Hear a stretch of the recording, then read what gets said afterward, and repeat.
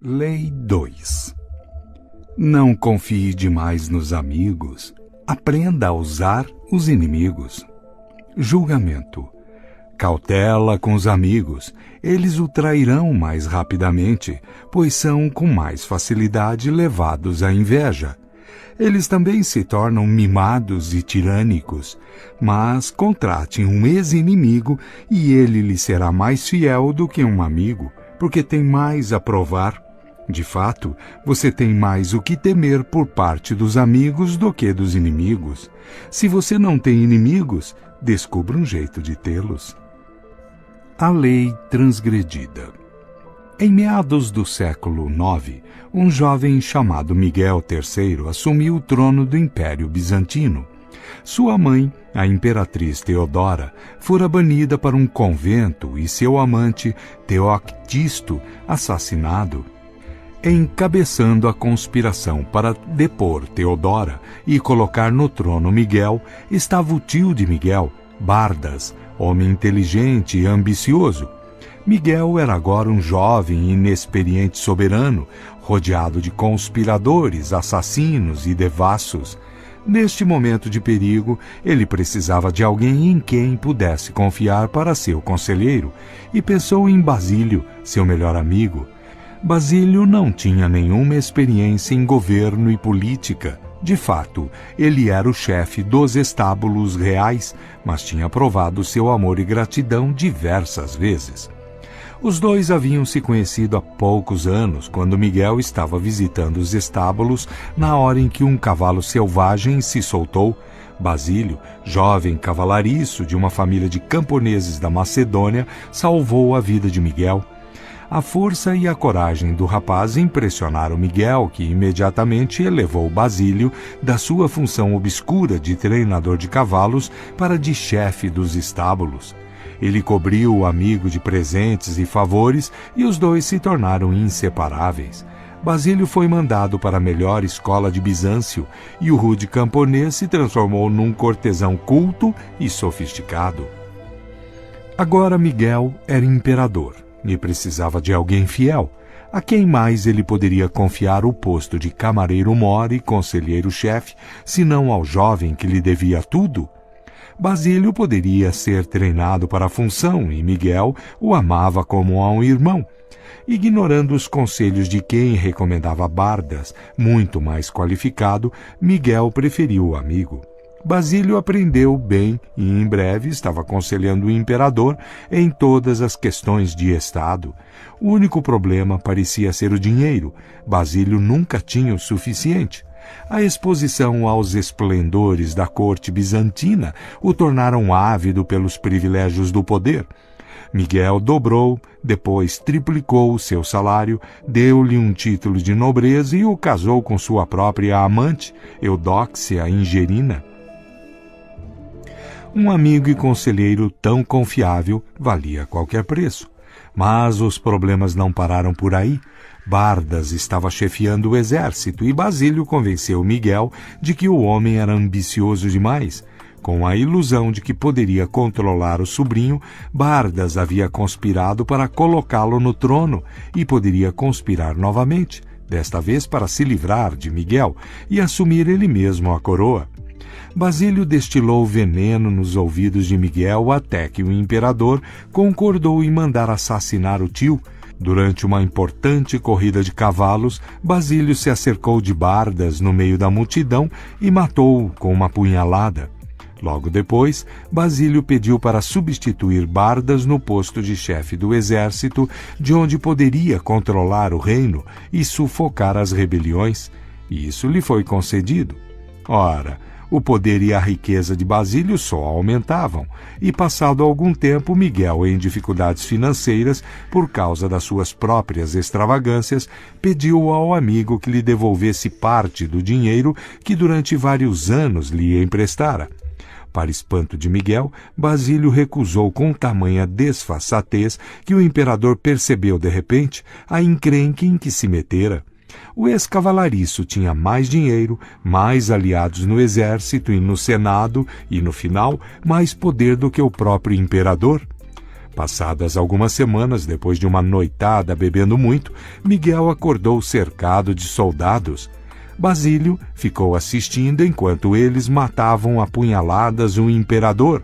E aí, proclamando-se imperador, ele atravessou a cavalo as ruas de Bizâncio, brandindo a cabeça do seu ex-benfeitor e melhor amigo, espetada numa lança. Interpretação. Miguel III apostou seu futuro na gratidão que ele achava que Basílio deveria sentir por ele. Sem dúvida, Basílio lhe serviria melhor. Ele devia ao imperador a sua fortuna, a sua educação e a sua posição. Depois, uma vez Basílio no poder, tudo o que ele precisasse era melhor lhe dar, reforçando os vínculos entre os dois homens. Só naquele dia fatídico, ao ver o sorriso descarado no rosto de Basílio, é que o imperador percebeu o erro fatal que tinha cometido. Havia criado um monstro, tinha permitido que um homem visse o poder de perto, um homem que depois quis mais, que pediu tudo e conseguiu, que se sentiu carregando o peso da caridade que recebera e simplesmente fez o que muita gente faz nessa situação. Esqueceu os favores que recebeu e imaginou ter conquistado o sucesso por seus próprios méritos. No momento da revelação, Miguel ainda poderia ter salvo a sua vida, mas a amizade e o amor cegam os homens e eles não enxergam o que é do seu próprio interesse. Ninguém acredita que um amigo possa trair, e Miguel continuou não acreditando até o dia em que a sua cabeça foi parar na ponta de uma lança. Senhor, proteja-me dos meus amigos, que dos meus inimigos cuido eu. Voltaire, 1694-1778. A lei observada. Durante vários séculos após a queda da dinastia Han, 222 d.C., a história da China seguiu o mesmo modelo de violência e golpes sangrentos, um após o outro. O exército conspirava para matar um imperador fraco, depois o substituía no trono do dragão por um general forte. O general iniciava uma nova dinastia e se coroava imperador. Para garantir a própria sobrevivência, ele matava os generais, seus companheiros. Alguns anos depois, entretanto, o modelo voltava a funcionar. Novos generais se sublevavam e o matavam, ou matavam seus filhos. Ser imperador da China era ser uma pessoa solitária, cercada por um bando de inimigos. Era o posto de menos poder, de menos segurança do reino. Em 959 d.C., o general Shao Ka-Wang-Yin se tornou imperador Sung.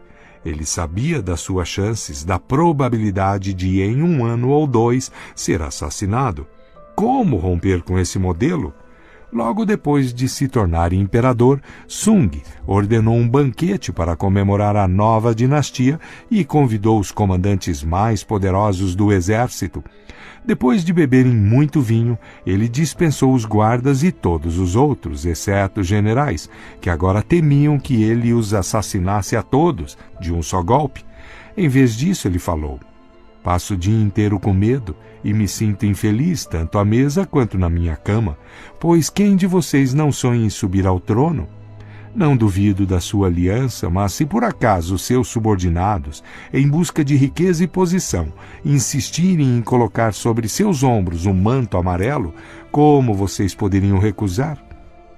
Bêbados e temendo por suas vidas, os generais proclamaram sua inocência e fidelidade, mas Sung tinha outras ideias.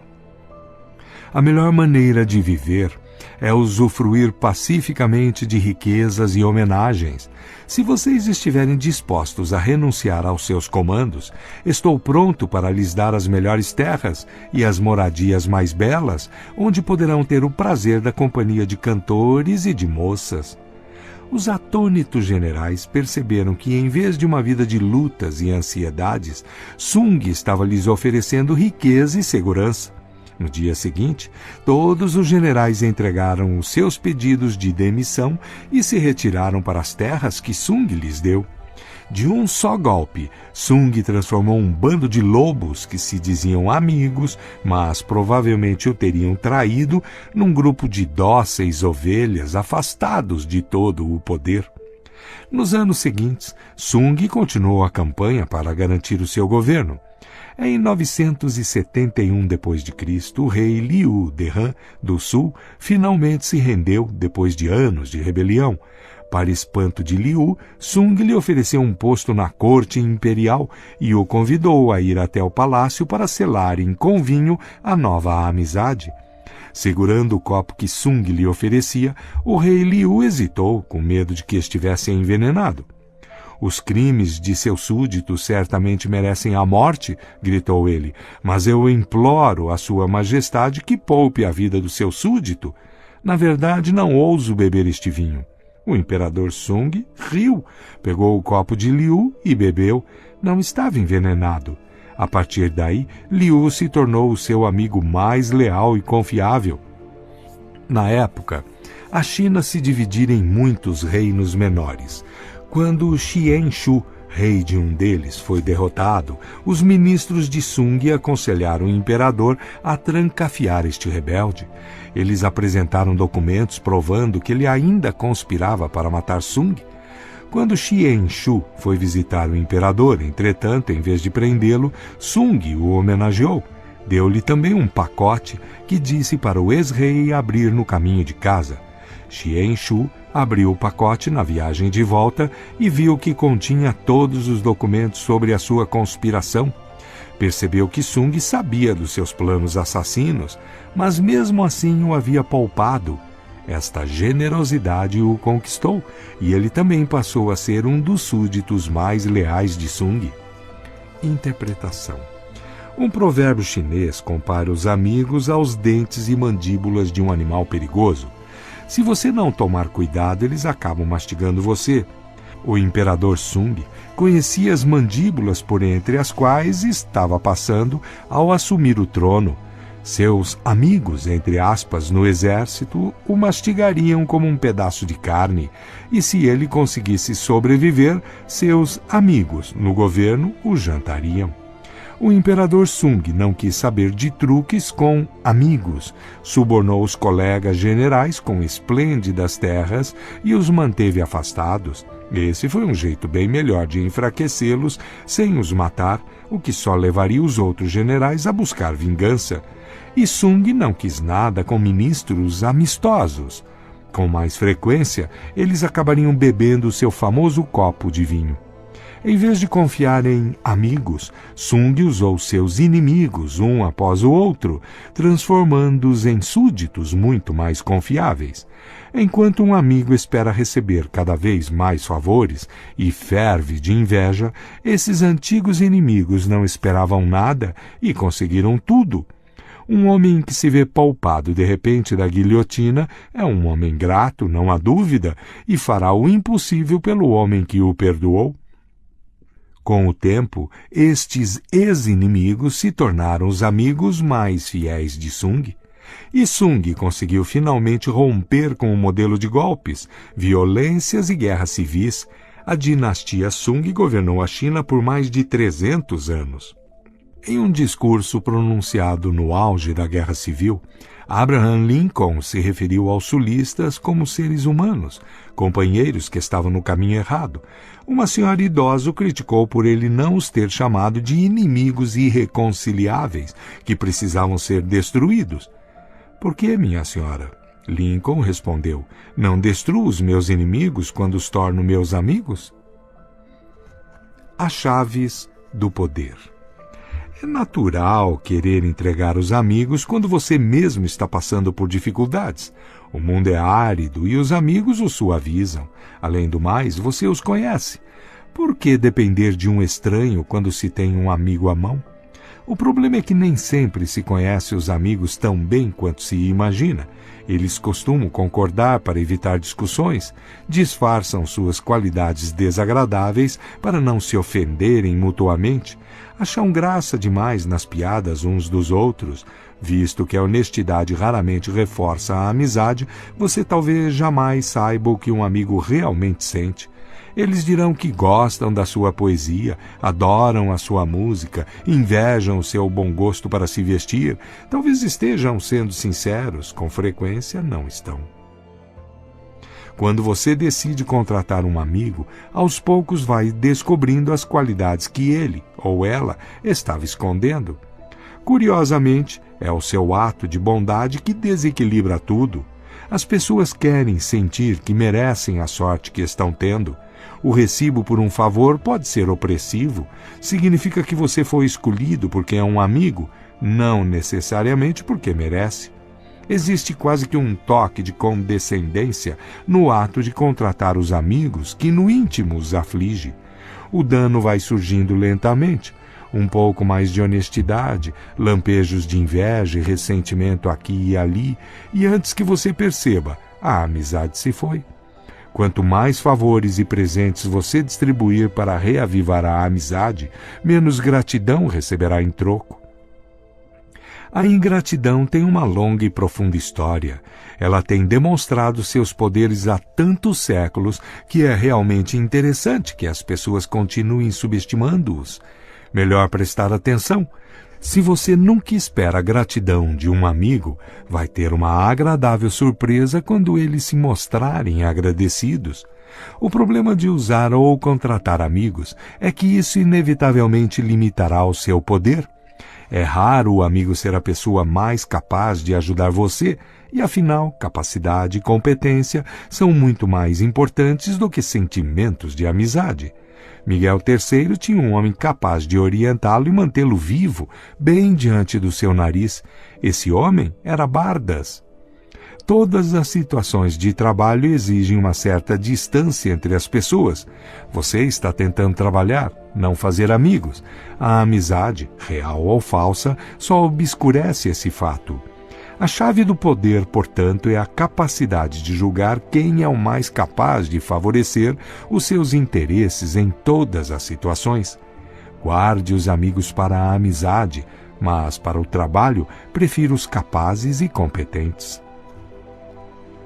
Seus inimigos, por outro lado, são uma mina de ouro escondida que você deve aprender a explorar.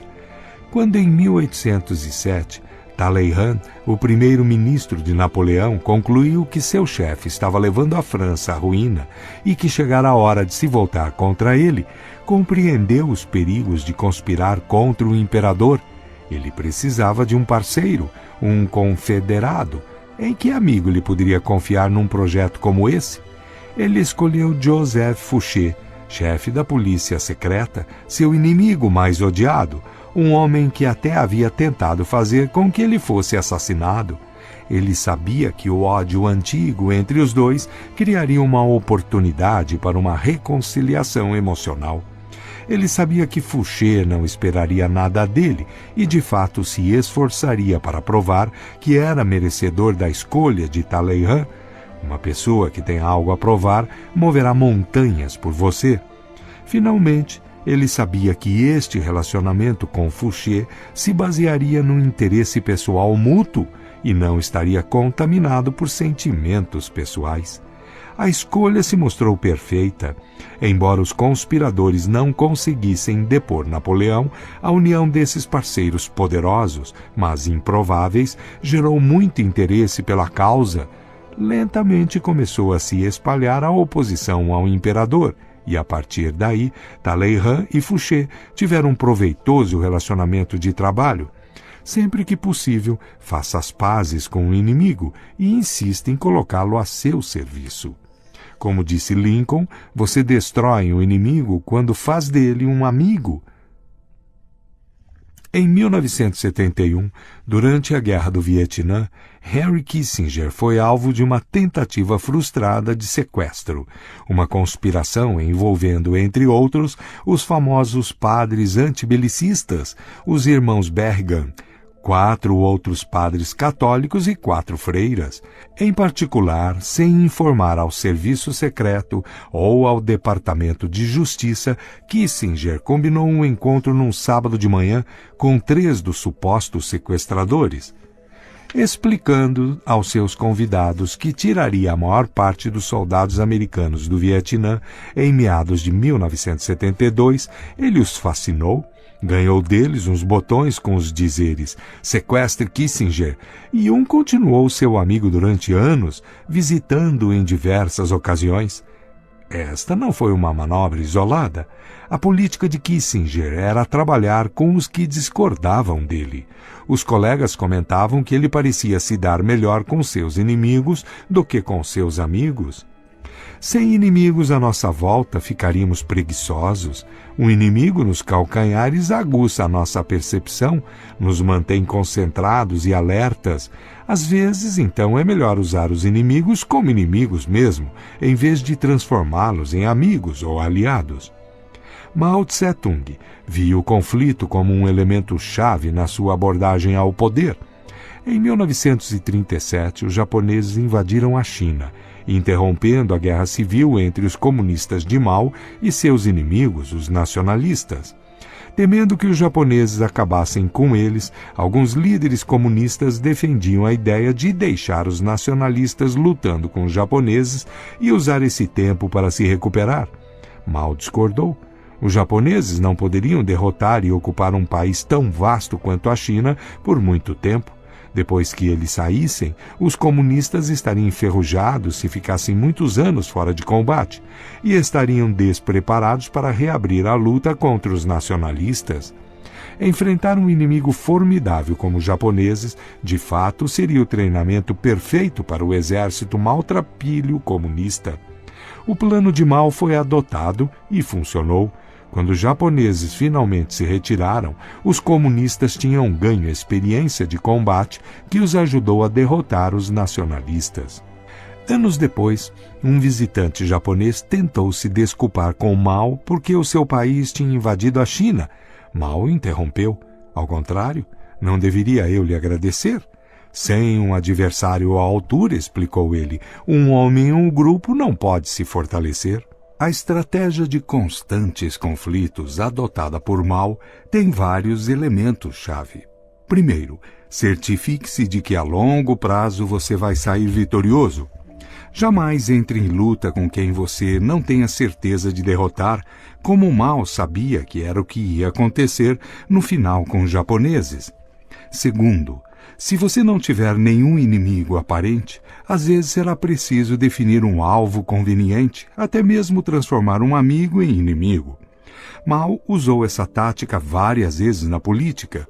Terceiro, use esses inimigos para esclarecer melhor ao público a sua causa, até estruturando-a como uma luta entre o bem e o mal.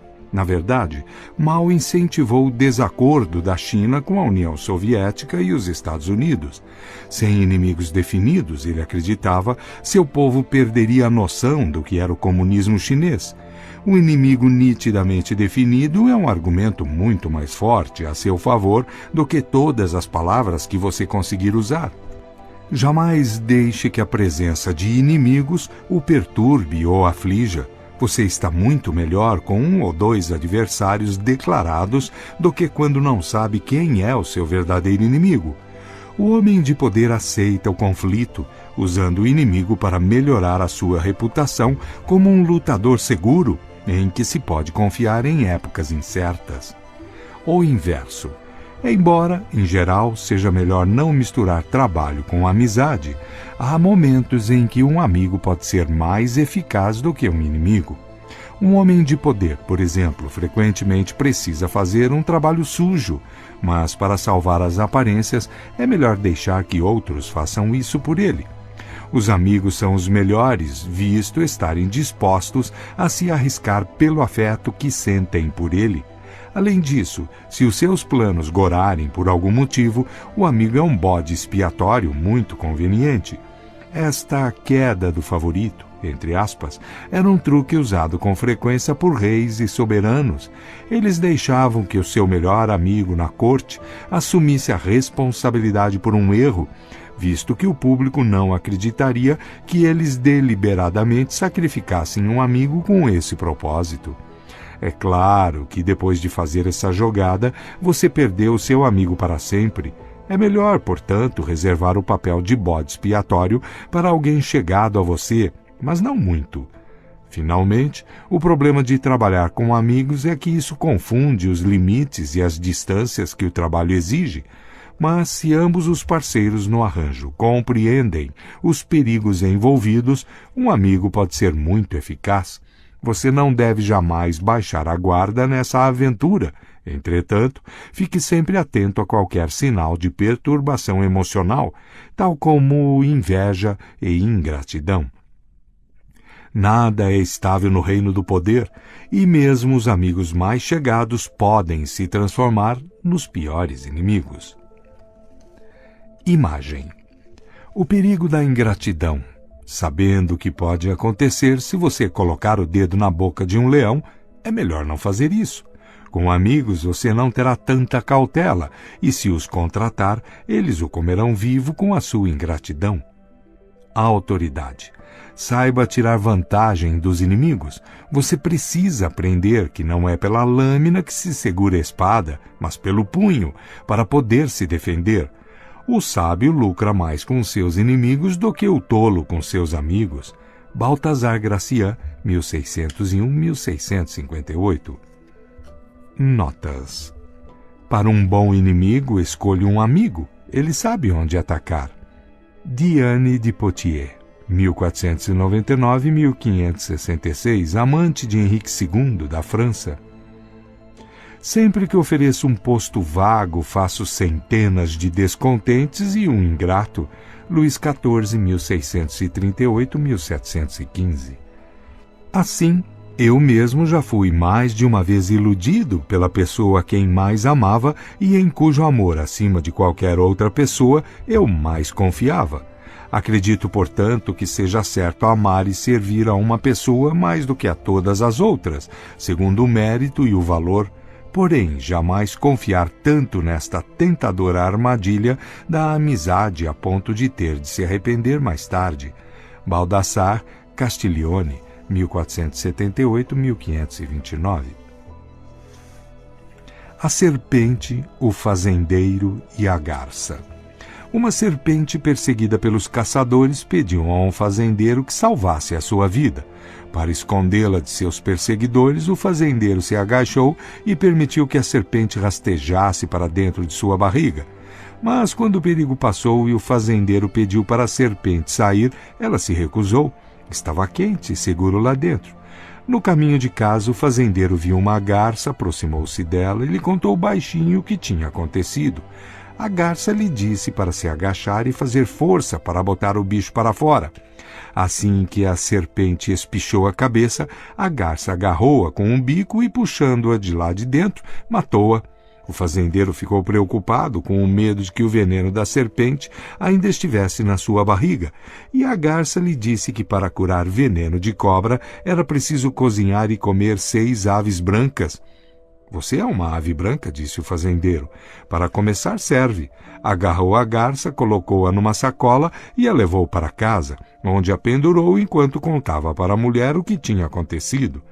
Você me surpreende, disse a mulher. A ave é boa com você. O livra de uma coisa ruim dentro da sua barriga. Na verdade, salva a sua vida. E você atrasa até aqui para matá-la.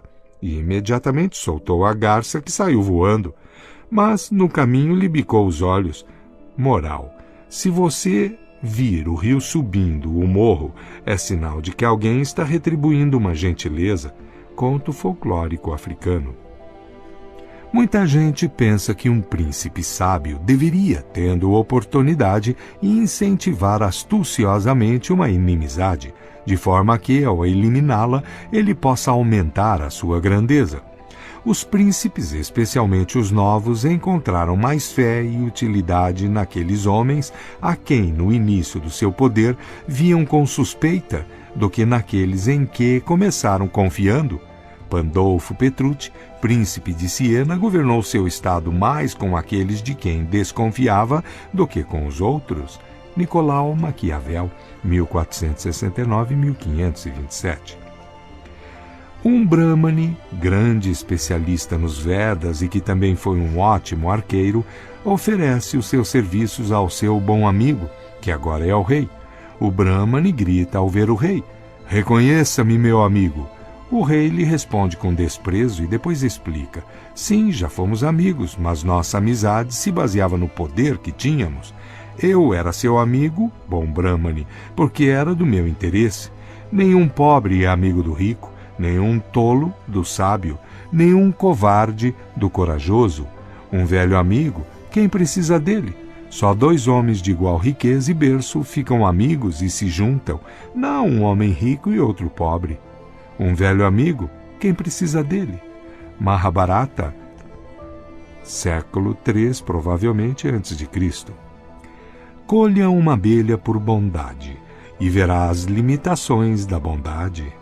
Provérbio sufi. Os homens apressam-se mais a retribuir um dano do que um benefício, porque a gratidão é um peso e a vingança um prazer.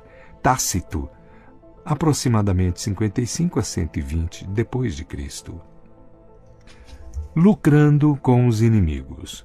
Aconteceu certa vez que o rei Hiero, falando com um dos seus inimigos, foi recriminado por ter mau hálito. O rei, então, tanto constrangido, assim que chegou em casa, ralhou com a mulher. Como é que você nunca me falou sobre isso? A mulher, uma dama simples, casta e inofensiva, disse: Senhor, pensei que todos os homens tivessem o hálito com esse cheiro. É óbvio, portanto, que as faltas mais evidentes aos sentidos vulgares e físicas, ou notórias ao mundo, as ficamos sabendo mais rápido pelos inimigos do que por amigos e familiares. Plutarco, aproximadamente 46 a 120 depois de Cristo.